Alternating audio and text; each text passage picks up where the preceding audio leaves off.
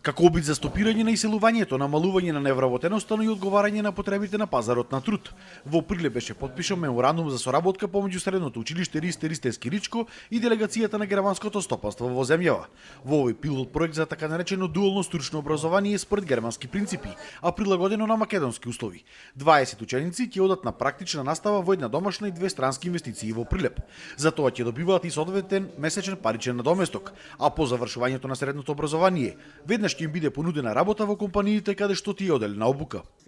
Сакаме да им покажеме дека во овие струки, во ова образование има перспектива во Македонија, сакаме да им покажеме дека има перспектива во приватниот сектор, во инвестициите што се во нашата земја и да им овозможиме секако останување во нашата земја. Но немаше конкретен одговор дали германските инвестиции во Македонија планираат зголемување на платите, главниот мотив за иселување на младите. Се забележува исто така и преминување на голем број работници во овие нови инвестиции, посебно текстилната струка, од каде што многу работници заменуваат да работат во овие нови германски инвестиции, што значи платите во овие компании не би можело да се толку лоши.